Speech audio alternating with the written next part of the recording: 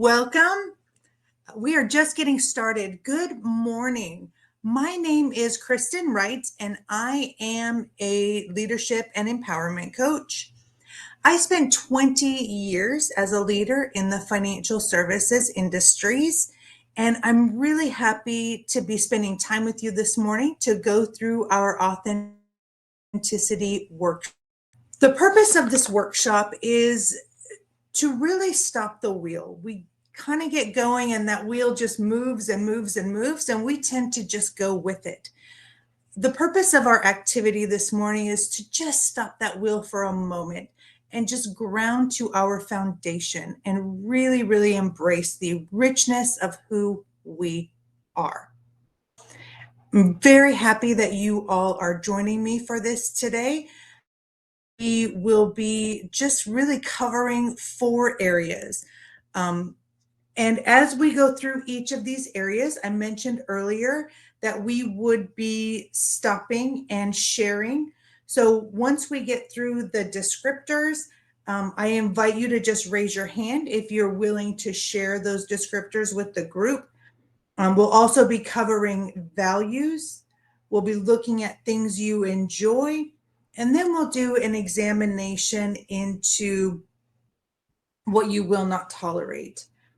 Between each of these, we'll be talking a little bit about how it applies to your workplace and your life. And then we will finish up with a authenticity statement that encapsulates all of these things. Let's go ahead and start with the descriptors. So why do we want descriptors? Oftentimes, once we get going in the corporate world, we are just moving along and we don't really think about what people around us are thinking. What I want you to think about this morning is 3 adjectives that describe you. Those adjectives can be ways that people have described you, a way that you feel you are, or in some cases, it might be what you are looking for. So I might have a goal of becoming more organized. And what I want people to start to see is the movement of that organization. So I might intentionally choose the descriptor of organized, one, to keep it in my mind so that I continue to work toward the goal of being more organized, but also so I can start to invite folks to see that I am becoming more organized. These descriptors may feel like they change over time. For example, when I was a brand new leader, a descriptor I would have used for sure is hungry. I was going out trying to get business, trying to make a name for myself, and anything that I could learn, anybody that I could influence, man, I would eat it up without a doubt. Over time, that description changed a little bit. I started to even out a little bit more. I started to be a little more of a listener than a go-getter. And I really changed, the description of me changed over time. So later on in my leadership career, I might have wanted to be seen rather than as hungry, but as experienced. So over time, these descriptors will change. They're not set in stone. It doesn't mean you have to be this way forever. And they can be things that you will describe currently in order to perpetuate a behavior. And I'm just curious if there's anyone who is willing to share the descriptors that are coming to mind for them. Just go ahead and raise your hand.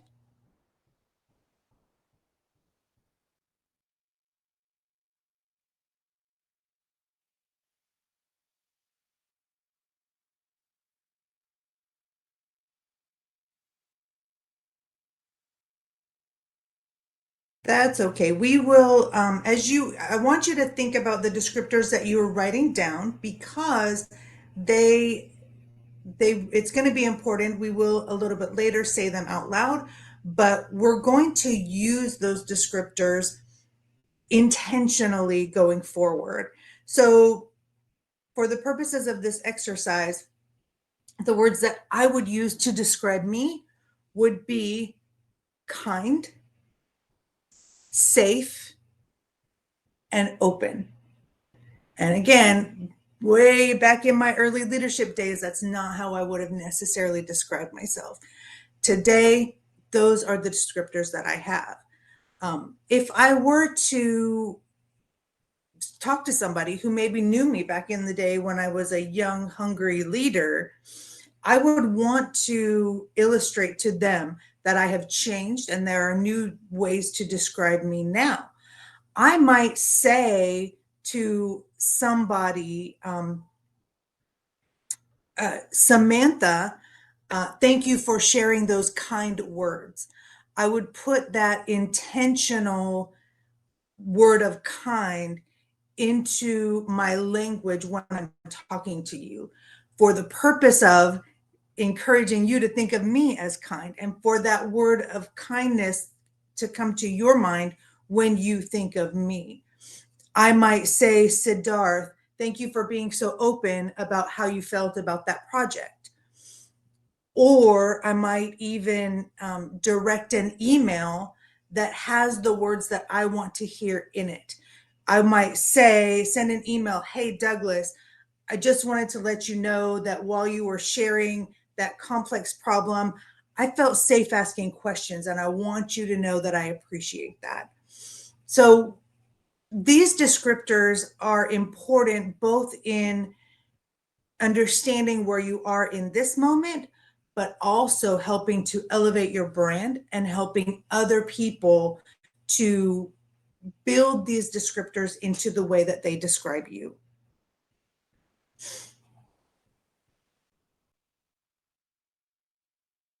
Intention is everything, right? We're going to talk next about values. Now, values can be tricky, right? Because we might feel like there are 100 different values that describe who we are and where we are and what we value. I value happiness. I value joy. I value the holidays. I value my family. I value my friends. I value money. I value, movie stars. There can be so many things that you feel like are top values for you. And it is entirely true that when you are in one scenario, we just had Thanksgiving. So at Thanksgiving dinner, family may be your top value in that moment. And then the weekend, when you go Black Friday shopping, you might find that your friends are then your top value. What we are talking about with the three values we want to identify are values that are so strong that there is a visceral reaction when those values are in conflict. So and those the values certainly can change, but a really good example, I had a client once when we were doing this exercise, and he said my top value is money, no doubt about it. And there was some guilt around that because people feel like your values should be not really money based, but based on behaviors or based on what you love. But for this particular client, his parents had their home foreclosed on when he was very young. So he had to go out and make money in order to save their home. So for him, that value was really important. And there was not any way that he would be in a scenario where he wasn't financially secure. It just couldn't happen for him because that value was so strong. Um, and upon further investigation, that value of money just really came from not just the money itself, but from the stability that the money gave him. So it is, when you're thinking about just identifying those three values, I want you to think about the things that are so strong that your behavior would be changed if that value was in conflict. For me, my values, and they also change over time. Probably when I first started out, money was a big factor and a big value of mine. But as I became more financially secure, other things kind of took over in my value system a little bit. Today, I would identify my top three values as family, hope, and respect for other people.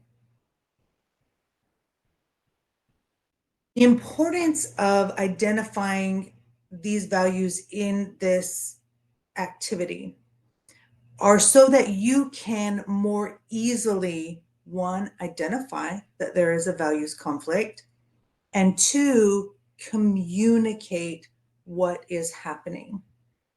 For example, we might be in a meeting and somebody just is talking out of turn, saying things that don't make any sense. And I might find that I am really irritated in that moment and unhappy. And for all of us, we have that happen. We have the feeling, and sometimes it lingers on. But what I can do is kind of do an examination and say, what's happening is I have a values conflict because this person in the meeting is not valuing respect for one another. So what he's doing seems very disrespectful for me. By recognizing that this value is in conflict, my conversation with this person, my understanding of what's happening changes a little bit. I'm able to go up to this person and just say, hey, when you're talking out of turn, it feels very disrespectful. Feels like you're disrespecting everybody in the room, but also that you're disrespecting me. I'm curious to know what's happening for you when you are saying this stuff out of turn. What are you trying to do? It allows the discussion to go deeper.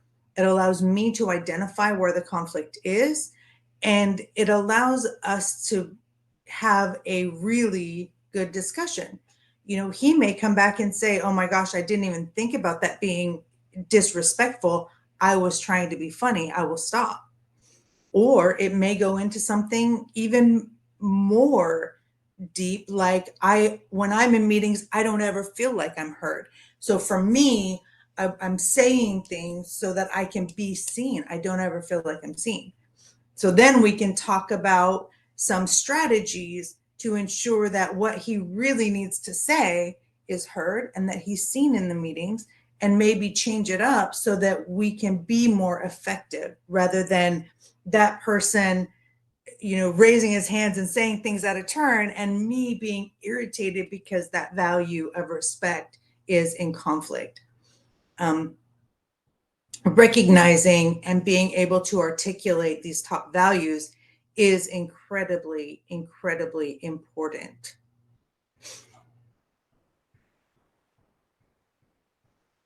And of course, if you feel like you want to share your values or at any time, please feel free to just raise your hand and I would be glad to bring you into the conversation. We're next going to talk about things that you enjoy. This is my favorite part of doing this authenticity exercise, mostly because people are so different and the variety of items that people enjoy doing is endless. And it's really fun to hear about what people enjoy. Outside of that, when you're talking about something you enjoy, the energy is a little bit different. It's not quite the same as trying to start a conversation about the weather or about traffic or something that's not really fun and engaging.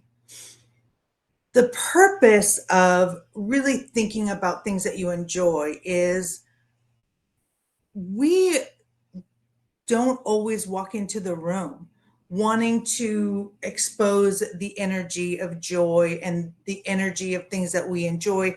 We walk into conferences and meetings and we want to talk about, hey, did you see that it rained last night? Probably not the most interesting thing, but also not the best way to get people to tap into who you are. Having some intention when we walk into a room or a meeting or a space and bringing in those things that we enjoy is really important, and it's very different. If I come in talking about the weather, you may feel okay about that conversation. But one thing that I will share is I really enjoy gardening, and it is something that I've developed over the last 5 years. We moved to Texas, totally different climate than where we came from. So we had to work on figuring out the bugs that get in the garden, how do things grow, what grows. And I'm happy to share with you that 5 years ago, my husband got me a lemon tree. Never grew citrus in my entire life. Have no idea how to do it. But the idea of picking a lemon off of a tree and imagining what that would be like was a fantastic idea. We had to change fertilizer. We had to change the way we watered it. We had to change the way we fed the tree. We had to bring it in from snowstorms, take it out of potential hurricanes. The adventure we have had with this lemon tree is incredible. But I am really happy to share with you that I picked my first lemon off of that tree after 5 years 1 week ago. We were able to take the lemon off, slice it up, smell it, really get into this experience and have tea with fresh lemon off of the tree. You will notice that the energy from that story versus what I would say talking about the weather, completely different. And really sharing that story invites other people to share their gardening story or things that they've tried that have, were new for them. Everything changes when you bring in that sense of, look, this is something that I feel energetic about. And sure, there is some vulnerability. I mean, there may be somebody in the room that thinks gardening, well, that's boring. But really, it's not just about gardening. It's about allowing people into an experience that I have loved, being vulnerable and sharing it, and inviting other people to share things they enjoy as well. So, really, just identifying some of the things that you really like to do is very important. Now, you are going to take these things and you're going to reassess them on a frequent basis. What do I enjoy and what stories do I want to bring into the room so that other people can experience who I am authentically? It is a critical piece of being, one, vulnerable, but two, also putting some intention behind what you're bringing into the room and how you are approaching people.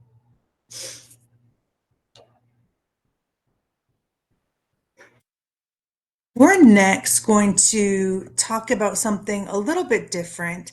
Um, and again, just like with the values, when I ask you the question, what will you not tolerate? Oh gosh, I don't like when people lie. I don't like when people cut in line. I don't like when people cut me off in traffic. I don't like when people honk their horn. We might think about a lot of things depending on what we've experienced during the course of the day. What I'm talking about is behaviors that bring you to a space of, we cannot have this in my world. So, what I hear a lot when I do this activity with folks is lying. I don't like when people lie. I won't tolerate it. Don't ever lie to me. People get very, very defensive when they are lied to. When we start to examine this, If I lied to you about the type of coffee that I drink, that's probably not going to create a sense of, I don't want to be around you anymore. Really, you're not going to care about that. But if I lied to you and that lie impacts you down the road, or it makes you have to work later or take time or do something that you otherwise didn't intend to do, then that may be a behavior that you really, really won't tolerate. For example, you can compare me lying about my coffee to me lying about getting a report done. And I didn't do it. You come into work on Friday morning, you find out that this report is not done. You have to then get everybody into top mode of getting things done. People that weren't necessarily planning on staying late have to then stay late. That impact to those other people because of my lie is frustrating for you and makes you feel like maybe I am not the right person for the team. So when we're talking about behaviors that you will not tolerate, that's where I'm getting to. Things that really make you feel standoffish toward the other person, and like, this behavior is just not something I can have in my world because my world doesn't function as well when somebody is behaving like this. To give you some insight to that, I have done a lot of work on deciding what is the behavior that I will not tolerate. And there are a lot of things. I don't like being cut off in traffic. I don't like when people are late.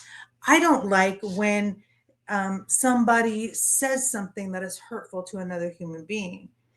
And when I think about it, really, the cutoff in traffic isn't that big a deal unless it makes me show up to work late. And if that person has cut me off in traffic and they are late, it doesn't bother me so much. But if they're doing it with the intention of slowing me down, then that changes my perception. So, what I've come up with is the behavior that I will not tolerate is any behavior that is meant to intentionally harm another person. So, if the discussion becomes, I I don't like when people lie to me at all. But if we take that report that wasn't done and I find out that the reason the report wasn't done is because you're so tired of Linda leaving early on Fridays that you wanted to impact her schedule and make her stay late, then that's a behavior that causes problems in my world. And that is something that we're going to have to address on a different level. Really identifying what those behaviors are and how you are going to really work toward deciding whether that behavior is something that you need to set a boundary for.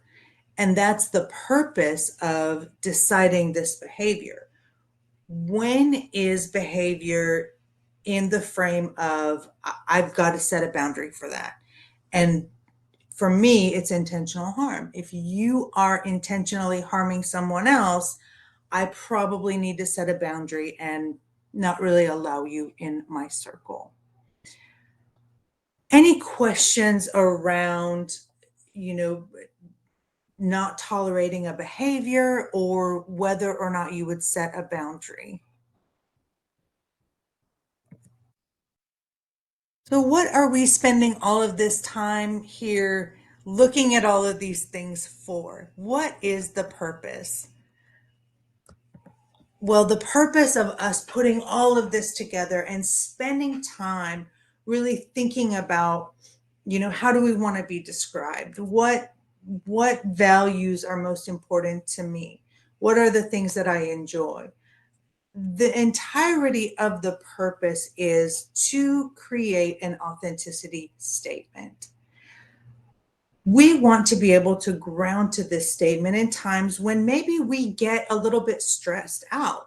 Maybe we have a meeting with some executives and we are just thinking about, oh my gosh, how am I going to walk into that meeting? What am I going to do? This is a lot for me to handle. Um, you want to be able to really ground at any moment to who you are and what you are about. So the purpose is we are going to create this authenticity statement. So my authenticity statement says, I am Kristen Wright. I am kind. I am safe. I am open. I value family, hope, and respect for other people. I love to garden and have fun for no reason. And I will not tolerate behaviors that cause intentional harm. Now, if I am able to repeat that in scenarios where otherwise I might feel a little bit of anticipation or if I'm studying for a test tomorrow or if I know that I have to do something that's difficult, I can really ground to these things of, who am I and what am I here for? It allows me to really get back into my foundation. If I'm going to meet some people at a conference, I can repeat this statement and it allows me to walk into this environment sure about who I am.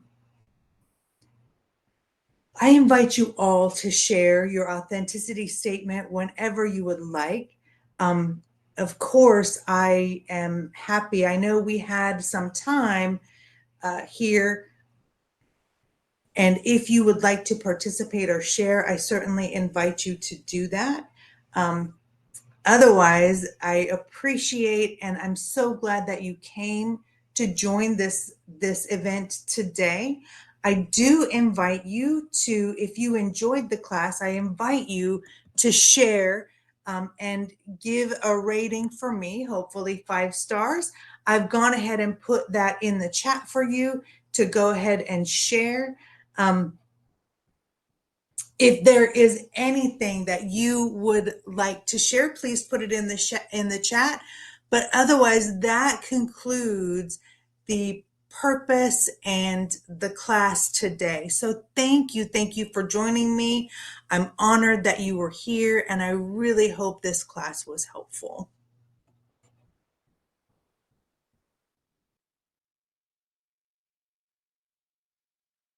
Thank you.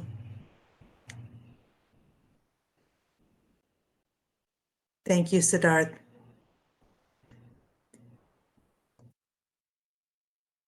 Thank you, Samantha. You as well. Enjoy your Friday. Woo.